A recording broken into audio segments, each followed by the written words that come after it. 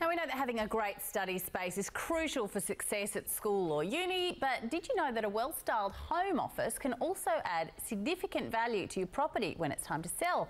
To tell us how to do it, we're joined by Justine Wilson, Director of Vault Interiors. Justine, so lovely to have you back with us again. Thanks for having me, love being here. Now, we're told to sort of keep, all of our work stuff out of bedrooms and other areas, so it's a good idea to create a dedicated zone in the house where you can sort of have your computer and your stuff. I think it's the way we work these days. I mean, 20 years ago, it wasn't such an important thing to have a study at home, but with social media and employers letting people work from home, lots of people having online businesses, you need that little hub in the property, and buyers see it as added value if you've got a designated space to study. Yeah, I mean, you hear about people obviously putting into kitchens and bathrooms and probably the living areas, but sometimes that study is ignored. How important do you think is having a designated space for it? I think it's so important, and you raise some really good points. It doesn't just have to be a designated room. You can incorporate a study in lots of little, what we call dead zones. So whether you've got kitchen joinery and you have a small little desk or floating addition on the side, whether you've got a bedroom and a wardrobe and you have a little study nook to the side, you can incorporate a study space pretty much anywhere if your time space limited. It's just about being clever and making sure you've got power cords, task lighting, all the little things you need. Now, if you're going to do it from scratch, it's a good time to, if you're renovating or something, where would you look to include a little sort of study nook or a bit of extra space? It really depends on the size of your property and how much space you actually have. An attic space is a great place to put a study nook. Some people overlook that. It can be a wonderful zone. If you've got a big yard, if you can look at doing like a container house or a granny flat, there's lots of great ways you can incorporate a separate zone so you can really focus on your work. As I mentioned, dead spaces. So whether you've got a corridor space or under the stairs where it's just unusable space, a transitional space, it doesn't have to be a giant desk. You can do a little console desk, a power outlet, nice lamp, and you've got yourself a study nook. Yeah, it's great when you mentioned sort of into the cupboard or that little dead zone, maybe in just a wider bit of hallway, or where the roof comes down sometimes, because you're sitting down in there. How do you think about in like a small space, like a little apartment or something? Well, I think there are so many areas like IKEA or different companies that have wonderful floating systems, even Bunnings. You can just build your own, just cut a little piece of wood, leftover material from a kitchen island, or you can have a console desk, as I mentioned. It can be small, you can use an ottoman instead of a chair. It's just being clever with the space. You don't need big pedestals or a bookshelf. You can get away with nice little magazine holders from KK or Target to be organised. So there are lots of clever ways to have a study nook with compact space. Yeah, so once you've established that you found that space, what's the best way to turn it into an office and make it feel like a place that you want to go and sit and work? Sure, I think there are some important things. I think with a study zone, it's great to have natural light. If you're converting a dead space, it's not always feasible. So look at mirrors or task lighting to bring in that ambient light and make sure you've got good light flow for yourself. A bit of inspiration, so whether it's poppy wallpaper or a pin board, something that helps you feel creative when you're working in the space.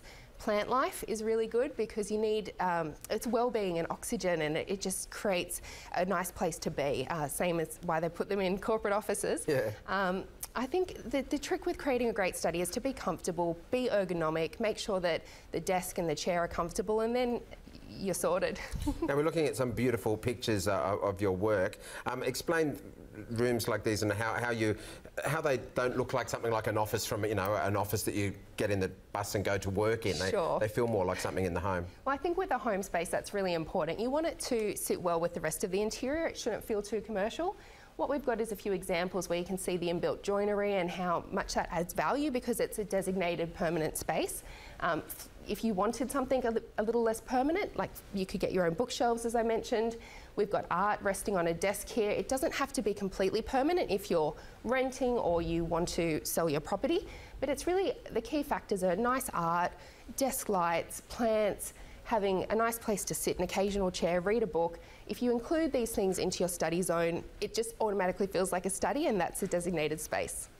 Now, we're having a look at a study in a bedroom here. A lot of the time that's advised against, but sometimes it's really your only option, isn't it? So what's the way to incorporate it without it intruding too much on, that sort of being a restful space? Sure. Well, this is a period home where in the bay window a custom joinery desk was built. That's a good solution, along with the desk between the two single beds. If you can't fit a bedside and the desk, opt for the desk because then it's multifunctional. Dual functional spaces are really fantastic. If you're tight on space, look at removing your guest room bedroom, so the physical bed, and have a sofa bed and a desk. Yeah, great. That way you get more use out of the space, and it's not just used a few times a year when the in-laws come. I'd really love noticing here that you've got these quite beautiful fabric chairs for, particularly this shot here so it's just much warmer rather than the office chair on the 5 wheels that just looks really sort of cold and impersonal, doesn't it? It's not very homely, and you're right, it's very commercial, and it's going to take up too much space. I think if you're incorporating a study nook, especially into a home, compact, nothing wrong with using a really beautiful dining chair as long as it's comfortable, why not? Absolutely, no, they look great. Can you just tell us how to create some style then in a standard study room? So if someone, if the door's open and people are over, it doesn't just look like there's a random office sitting in the middle of your house. It's a mess. Well, as I mentioned, small storage solutions are really key. So whether you look at boxes or magazine holders, making sure the paperwork's not sprawled all over the desk is a really good way. Having a pin board above your desk so you can have all your inspo pics and your paperwork's fantastic. Just being organised, I think, is key if it's in your home and you're entertaining and you want it to look neat, whether it's a pedestal or a filing cabinet. You can get some really funky coloured ones. It doesn't have to be black or grey. You can have hot pink filing cabinets, all sorts of tricks to make it look a bit jazzy. She pointed at you when she said hot pink then. Yeah. So that means you can't have a hot pink filing cabinet. I'd like to see the difference here when you're looking at the shots. I mean, people do have paperwork and bills and tax returns and things to file away, but they don't have to put them into a filing cabinet and make it all ugly. What about, Yeah, all sorts of options. I mean, I think the trick is like with anything with you style your home, you want to be organised, you want it to look pretty. It's just finding clever solutions. Here we've got a floating shelf system above the desk is really good for some trinkets and some organisation. Whether it's, as I mentioned, a bookshelf, there are all sorts of ways to stay organised. The key is keeping that item consistent with the style of the overall home. Yeah, great point. It looks like a scheme. Yeah, and it's much softer. And that mixture between, I mean, these spaces are quite light, but it also doesn't impose in the room. But then, how do you feel about the balance between open and closed storage? Well, again, it depends how you like to work. You've got creative types that need everything accessible and lots of I'm stimulus. A spreader. Yeah, me too. And then I need to clean it up when people come over. Exactly, you hide it in the cupboards. Or people are super organised, so it's going to come down to the way in which you like to work, and then you can customise the space to your needs. If you're looking to sell your home, keep it quite neutral because, again, you want to appeal to a broad market. And it's not just teenagers anymore that need the study zone. It's downsizers, it's mums online, it's people using social media. So as long as you think about power outlets, comfort, you're good to go.